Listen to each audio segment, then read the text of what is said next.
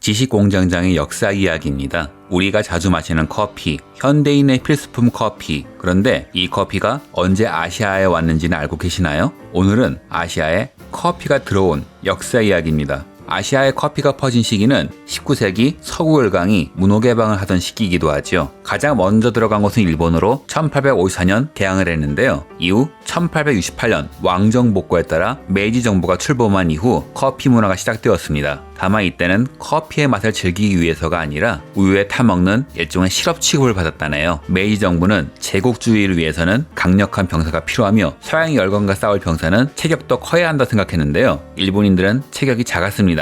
그래서 우유, 치즈, 고기 등을 적극적으로 먹였는데 육식을 못하던 사람들이 우유를 먹을 수 있을 리가 없죠. 아예 쓴 약과 같아서 다들 싫어했다네요. 즉 우유라는 쓴 약을 편하게 마시기 위해서 커피를 탄 것이죠. 지금도 일본에서 판매되는 UCC 등의 캔커피에 우유가 들어간 이유이기도 합니다. 나중엔 아예 약으로 쓰이기도 했습니다. 커피의 명인인 나리타 센조는 1855년 주둔지인 아오모리, 새로운 식민지인 홋카이도를 지키기 위해 파견된 사무라이들이 손발이 붓는 풍토병을 앓는 것을 보고 커피를 마시겠다고 합니다. 이후 34년 뒤인 1888년 가이차칸이라는 최초의 커피하우스가 등장하면서 본격적인 커피 문화가 시작됩니다. 다음 타자인 조선은 1882년 미국, 1883년 영국과 수교한 후 14년 뒤인 1897년 상업적인 커피하우스가 등장했습니다. 커피를 최초로 마신 사람은 고종 황제라 알려져 있습니다만 정작 실록, 승정원 일기에는 고종 황제가 커피를 마셨다는 기록은 없다네요. 오히려 가장 오래된 기록은 1886년 관료이던 윤치호가 상하이에서 가백원에서 2잔 마시고 서원으로 돌아왔다라는 기록이라고 합니다. 하지만 외국의 기록을 뒤져보면 의외로 커피 역사가 제법 길죠. 미국 천문학자 퍼시벌 로웰은 1884년 마포나루 담담정에서 커피를 접대받았다는 기록을 고요한 아침의 나라 조선이라는 책에 남겼으며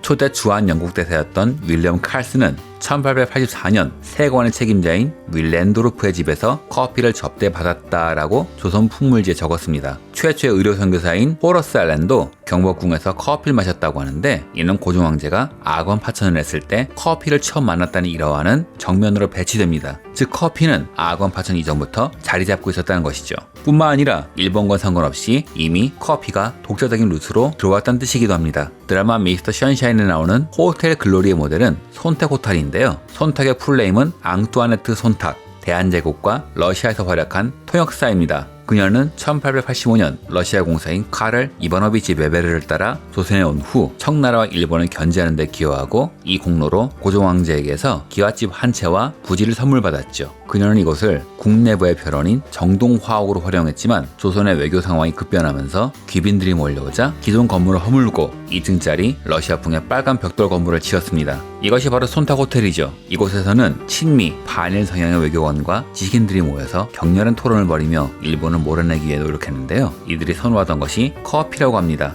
즉 손탁 호텔의 커피하우스는 항일 운동의 중심지였다고 할 수 있겠네요. 참고로 손탁 호텔은 1905년 조선 통감 이토 히로부미가 묵으면서 일본이 조선의 대신들을 친일파로 회유하는 장소로 전락했고 손탁 여사는 일본의 압박을 못 이기고 1909년 호텔을 프랑스인 보에르에게 매각하고 조선을 떠나게 됩니다. 이후 조선은 일본의 손에 떨어지게 되고 활발하던 커피의 기록은 한동안 찾아볼 수 없습니다. 이후 커피의 기록이 다시 나타난 것은 3.1운동 이후였습니다. 일본은 조선도 자국처럼 압박 통치하면 된다 생각했고 조선인들도 별다른 저항을 안 했죠. 하지만 이는 착각이었습니다. 1919년 3월 1일 만세운동이 일어났으니까요. 이 저력에 놀란 일본은 찍어 누르는 방식을 버리고 문화 통치로 전환합니다. 조선인들에게 창업의 자유가 생겼고 지식인들은 토론의 장으로 다방을 개업했지요. 영화 멸정에서는 영화감독 이경손이 차린 카카듀가 나오는데요. 이게 이때 생긴 다방입니다. 이경손은 일본이 문화 통치를 접고 민족 말살 정책을 시행하자 중국 상하이로 건너가 김구의 임시정부에 가담하기도 했죠. 또한 이상의 식스나인,